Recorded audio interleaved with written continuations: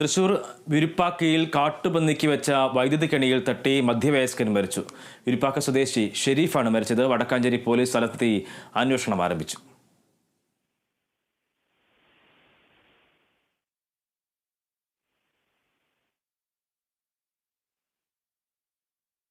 അനീഷ് ആന്റണി ഉണ്ട് വിവരങ്ങളുമായി. അനീഷ്, എപ്പോഴാണ് സംഭവം ഉണ്ടായത്? അതിന്റെ ബാക്കി വിവരങ്ങൾ എന്തൊക്കെയാണ്?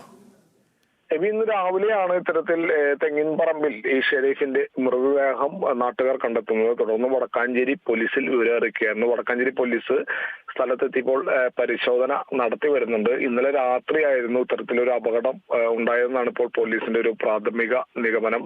പ്രദേശവാസിയായിട്ടുള്ള ഉണ്ണിയാൻകുട്ടി എന്ന് പറയുന്ന ആളുടെ സ്ഥലത്താണ്, തെങ്ങിൻ പറമ്പിലാണ്, വലിയൊരു തെങ്ങിൻ പറമ്പാണ്. അവിടെയാണ് ഇത്തരത്തിലൊരു അപകടം നടന്നത്. ഈ തെങ്ങിൻ പറമ്പ് സ്ഥിതി ചെയ്യുന്നത് പാടത്തിനോട് ചേർന്ന, വലിയൊരു പാടത്തിനോട് ചേർന്ന ഭാഗത്താണ് ഈ പറമ്പ് സ്ഥിതി ചെയ്യുന്നത്. ഈ മരിച്ച ഷെരീഫിന്റെ വീട്ടിൽ നിന്ന് ഏകദേശം 1/2 കിലോമീറ്റർ മാറിയാണ് ഈ തെങ്ങിൻ പറമ്പ് ഉള്ളത്. ഈ മൃതദേഹത്തിന് സമീപത്ത് കെണിവെക്കാനായി കൊണ്ടുവന്നതെന്ന് കരുതപ്പെടുന്ന വയറുകളും അതുപോലെ പ്ലാസ്റ്റിക് സഞ്ചി ഉൾപ്പെടെയുള്ളവ കണ്ടെത്തിയിട്ടുണ്ട്.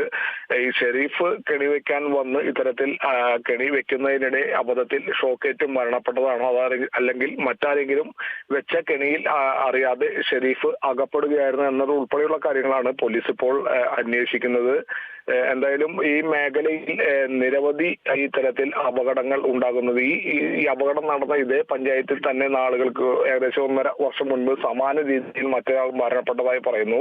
നമുക്കറിയാം, കുറച്ച് മാസങ്ങൾക്ക് മുൻപാണ് ഈ വടക്കാഞ്ചേരി പോലീസ് സ്റ്റേഷന്റെ പരിധിയിൽ, സ്റ്റേഷന് സമീപത്തെ അടുത്ത പോലീസ് സ്റ്റേഷനായ എരുമപ്പെട്ടി സ്റ്റേഷന്റെ പരിധിയിൽ വരുന്ന സ്ഥലമായ വരവൂരിൽ സമാന രീതിയിലുള്ള ഒരു അപകടം നടന്നു. അന്ന് 2 പേരാണ് മരണപ്പെട്ടത്. മീൻ പിടിക്കാൻ പോയ സഹോദരങ്ങളാണെന്ന് പാടത്ത് ആരോ സ്ഥാപിച്ച വൈദ്യുത കെണിയിൽ തട്ടി ഷോക്കേറ്റ് മരിക്കുന്ന ഒരു സാഹചര്യമുണ്ട്. അത് പിന്നീട് നടന്ന അന്വേഷണത്തിൽ അന്ന് ഷോക്ക് ഈ കെണി സ്ഥാപിച്ച ആളെ അറസ്റ്റ് ചെയ്യുകയും ഒക്കെ ചെയ്തു.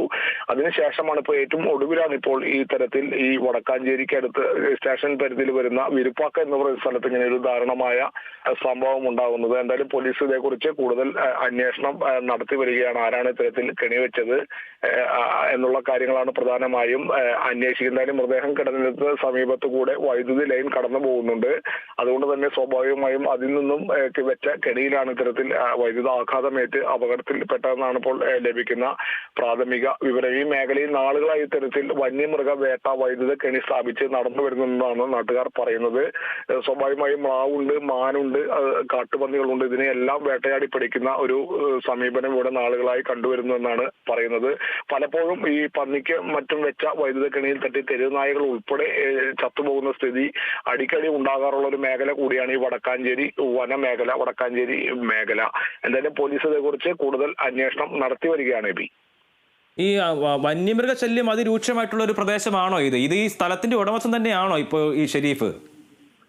അല്ല, ഉണ്ണിയാൻകുട്ടി എന്ന് പറയുന്ന ആളുടെ ഉടമസ്ഥതയിലുള്ള സ്ഥലത്താണ് ഇത്തരത്തിൽ അപകടത്തിൽപ്പെട്ടത്. ഈ അപകടം നടന്ന സ്ഥലത്തിന് 500 മീറ്റർ, ഏകദേശം 1/2 കിലോമീറ്റർ മാറിയാണ് ഈ ഷെരീഫിന്റെ വീടുള്ളത്. ഷെരീഫ് എങ്ങനെയാണ് ഇവിടെ എത്തിപ്പെട്ടത്? ഷെരീഫ് കെണി വെക്കാനായി വന്നതാണോ, അതല്ലെങ്കിൽ മറ്റാരെങ്കിലും വെച്ച കെണിയിൽ തട്ടി അബദ്ധത്തിൽ തട്ടി ഷെരീഫിന് ഷോക്കേറ്റ് ഷെരീഫ് മരണപ്പെട്ടതാണോ എന്നത് ഉൾപ്പെടെയുള്ള കാര്യങ്ങളാണ് ഞാൻ നേരത്തെ സൂചിപ്പിച്ച പോലെ ഇപ്പോൾ പോലീസ് അന്വേഷിക്കുന്നത്. ഈ വൈദ്യുത കെണി സ്ഥാപിക്കുക അപകടവുമായി ബന്ധപ്പെട്ട് സ്ഥലം ഉടമയ്ക്ക് എന്തെങ്കിലും പങ്കുണ്ടോ എന്നത് ഉൾപ്പെടെ കാര്യങ്ങൾ ഇപ്പോൾ പോലീസ് അന്വേഷിച്ച് വരുന്നുണ്ട്. തീർച്ചയായും വളരെ ദാരുണമായിട്ടുള്ളൊരു സംഭവമാണ്. അത്തരത്തിൽ പന്നിക്ക് വെച്ച കെണിയിലാണ് ഇങ്ങനെ ഒരാൾ അകപ്പെട്ട് മരണത്തിന് കീഴടങ്ങേണ്ട സാഹചര്യം ഉണ്ടായിരിക്കുന്നതിലും പോലീസ് അന്വേഷണം ആരംഭിച്ചിട്ടുണ്ട്. ആര് വെച്ച കെണിയാണ് അല്ലെങ്കിൽ എന്താണ് അതിന്റെ നിജസ്ഥിതി എന്നതിനെക്കുറിച്ച് അന്വേഷണ റിപ്പോർട്ട് പുറത്തു വന്ന ശേഷം മാത്രമേ വ്യക്തമാവുകയുള്ളൂ. അനീഷാണ് വിവരങ്ങൾ നൽകിയത്.